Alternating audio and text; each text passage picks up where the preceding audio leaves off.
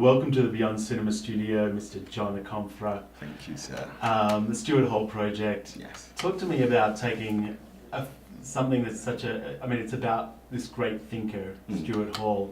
How do you take something that's so inherently not visual and try and present it as a visual medium? I think the first thing that you do if you choose to do something like this is you think, let's find the bits that are similar to the field I work in. And we're fortunate because Stuart Hall, for all his working life, was on radio and television. And he was just one of these guys who was committed to trying to make complicated ideas come across to a popular audience. And so we had about 800 hours of him, radio and television, talking from about 1955, pretty much all the way up to 2000. Yeah. You know, so in that weird, connected but indirect way, you get access to his ideas, but in a more accessible form. You know? When did you first become aware of him? I'm like one of those people who came across him on television, actually, as a kid. I was out late, I shouldn't have been, because it was 11 something. And this black guy comes on TV talking about, I don't know, something, class or equality or one of these big themes. I remember looking at him thinking, Dad, when I grow up, I want to be just like this guy. That cool, that hip, you know. And it was only much later on, in fact, that I realized he was this founding figure of cultural studies and, you know, identity theory and culture theory. All that came later. But that's interesting though, because you say you came on and you saw this black guy, and as you say, it was all about cultural identity. Yes. I don't think he declared himself as a black guy for a while. Yes. You, way later. Yes. So you had that impression of him maybe at the same time that he was coming into that realization. Yes, here's the interesting thing. You know, this guy who had, a kind of immeasurable significance, impact on our lives, and I'm talking post-migrant kids growing up in the 70s who don't want to be athletes or singers or dancers. You know, you're scrabbling around for models, essentially, blueprints of what one could do. And I think he was a compelling and charismatic example.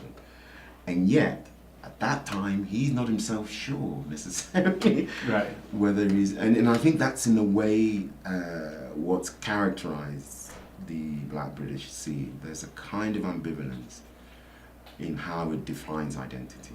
How many people do you think are actually, like what kind of percentage of the population, the British population, even know that they've been affected by this guy? I think a very small. Yeah. Yeah. And yet you watch this film and you see him from 55 onwards talking about the post-colonial, about independence, about television, about equality, nuclear disarmament, and every single area that he touched on defined some facet of post-war British life, you know. But yeah, you're right, he's probably not known at all. So talk to me about, just in terms of process, what did you say, 8,000 hours of footage you had to? I would say altogether about 8,000 hours. So in terms of from the time you started culling to what was the end total runtime? I like that word, culling. I like because I think that pretty much defines what we did. It took 3.5 years. Yeah. And the process initially was, okay, let's find the significant moments.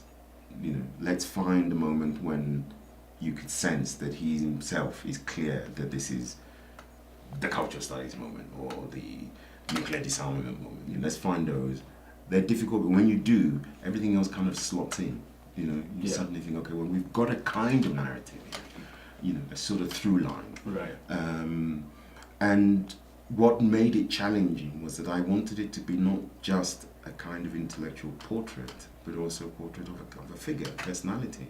Yeah. You know, because he comes to England in 1951, he's 19, 20, you know, so he's growing up in front of us, you know, and I wanted that quality to also come across so that you realize as you watch it just how precisely what he's saying about identity works. It's provisional, it's contingent, it's dependent on a kind of conversation with the outside world. You know. What do you think he would say about this sort of media scenario going on about him? Well, when I showed it to him and told him we were going to Sundance, I think he was partly happy because his son's a DP and he's here with the film. You know, thinking, oh great, you meet my son. But, you know, there is a sense in which, you know, when you're 82, 83, this is an alien land, you know? Yeah. He's not entirely unfamiliar with it because he's worked in, you know, cultural studies for so long, but it is slightly foreign. Yeah. And I think he finds it, I mean, I think he would have problems with it if it was just personality at the expense of some of the ideas. Would you have made the film without his blessing? No. I mean, for me, it's not a traditional documentary in that sense. What I'd set out to do was an act of rescue. I wanted to relocate the remains of all of those disparate radio and television programs that he'd been involved with over 50 years, and I needed his help to do that. I needed him to decode some of them to me, you know, for me. Yeah. Who's that? What moment was that? That kind of thing. So it's very much a collaboration, you know. And just like he decoded some of it for you, yes, you're decoding it for the audience. This is the bizarre. So you probably had to understand him on a level that you were able to almost transliterate or translate what he was saying in order to communicate it. You know. But so that must have been just is that just sheer passion that made you want to do that? Just bloody mindedness as well. I mean, the nicest thing that anyone said about the film so far was at the premiere 3 days ago when his son saw it. And he said to me, you know, I think you've really caught the essence of it.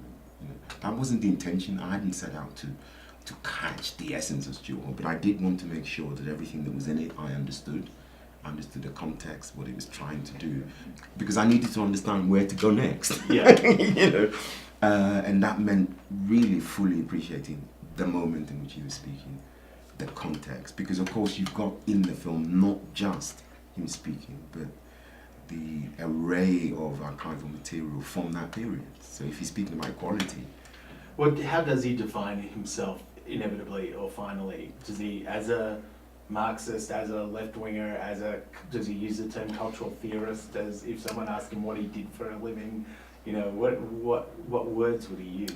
That's a good question. I've never asked him that. I mean, he's still very much, he sees himself in the Marxist tradition, you know. I don't think he's forgotten that.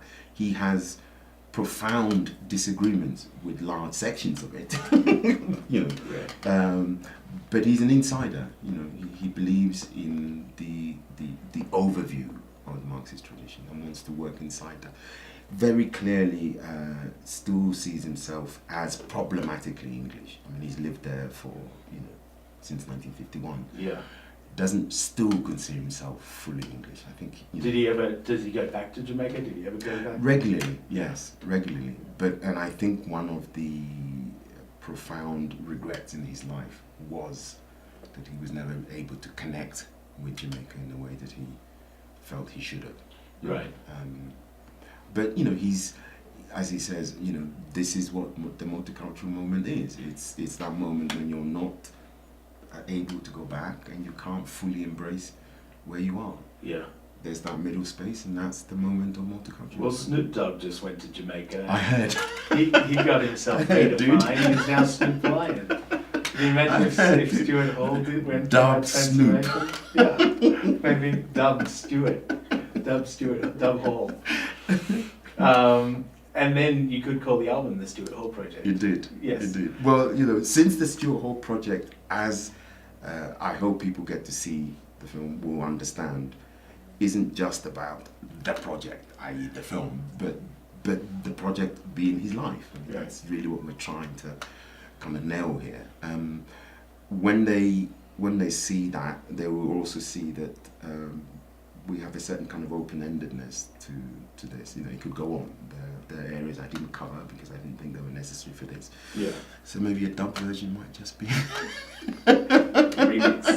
The 12-inch remix. The Stuart Hall remix. Yeah. How, like, just in terms of nuts and bolts, on a project like this, you're working 3.5 years, all this footage, all this archive, all this expense, and you're talking about someone who's a thinker in like a really academic traditional sense.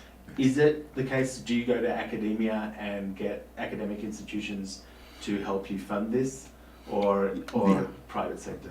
Well, I mean, we were fortunate because firstly, we had made the argument to the BBC that this has a certain cultural public value, so they needed to support it for that reason. So they did. Wasn't money involved, but I mean, they committed vast resources. The British Film Institute, which is charged with making difficult films. Yeah. Not that this is formally difficult, but I mean, in terms of sale, they thought it might be difficult. They came on board, and that really made a difference. The academic institutions like the Open University have material, because he worked for them for a number of years. Yeah. And we needed that material. So persuading people to let go of resources sometimes is more difficult than asking them for money. But I think in the end, everybody understood that this was something we wanted to do, firstly for Stuart, because I think he deserved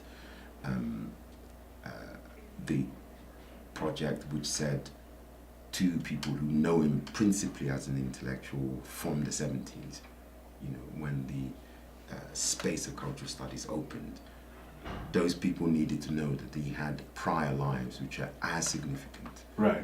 And that he went on to do other things beyond the confines of cultural studies afterwards. Can the same be said of you from Black Audio Film Collective on? I think so. I mean, these are not claims you can make for yourself, dude. I mean, I'm asking you to be egotistical. These are not claims you can make. You know, you can ask other people to say that. Embrace your inner ego. John, stop being so nice. Tell me exactly. Yes, you're right. I agree with you. I'm a new man. I've done it. Well, of course. I mean, you know, the thing which I suppose. It's a luxury, but when you get to do it, you understand that you're also benefiting from it. As we're putting this thing together, I can see him grow.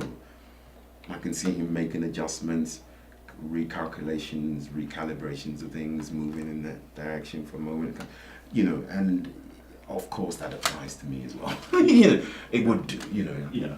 Black Audio was an organization and an arts collective I belonged to from 82 to 97.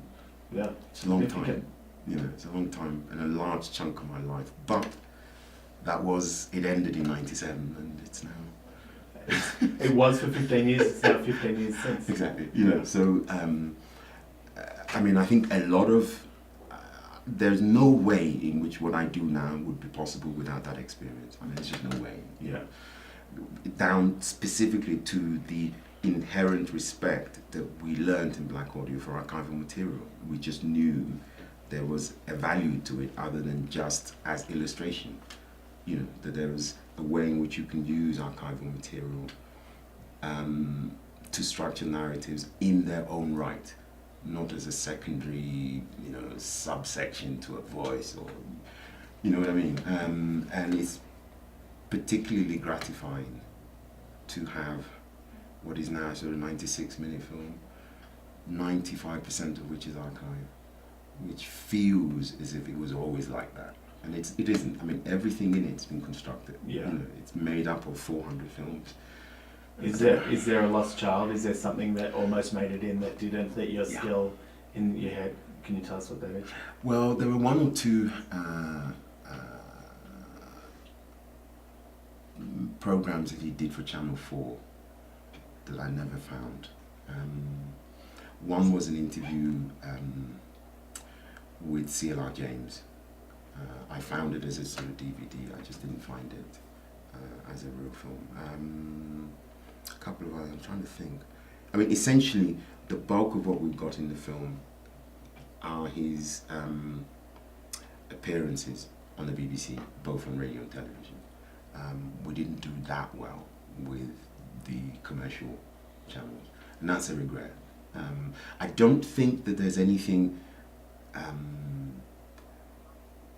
can I put this?